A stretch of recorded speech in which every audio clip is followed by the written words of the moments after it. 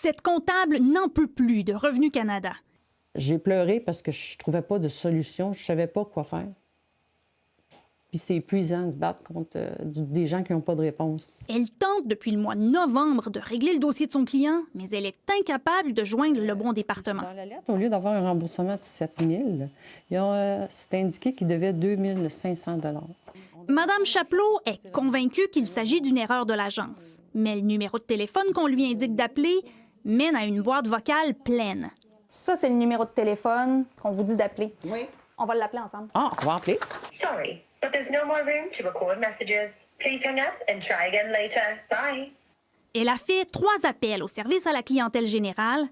Aucun agent n'a été capable de lui trouver une solution. Ce qu'elle m'a suggéré, la madame, c'est d'écrire une lettre à la personne concernée, que sa boîte vocale est pleine, et de la vider, et d'envoyer la lettre par fax. Là, j'ai dit, madame, vous me demandez de faire la job d'un fonctionnaire. Un autre agent, lui aussi incapable de trouver une solution, lui a recommandé de faire une plainte. Eh bien, quel service, hein? Son client, Jamel Ben Messaoud, attend impatiemment son argent. J'attends. À un moment donné, j'ai contacté France. Son fils, qui vivait aux États-Unis, est récemment décédé. M. Ben Messaoud attend donc son retour d'impôt pour pouvoir rapatrier le corps au Canada.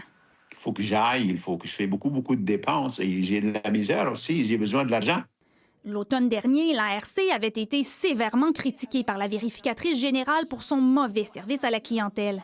Ça tourne pas mal carré à l'Agence du revenu du Canada.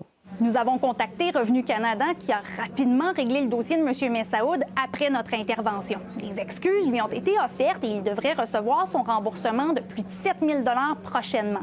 L'agence a refusé de commenter pour des raisons de confidentialité. Élisabeth Ménard, TVA Nouvelles, Montréal.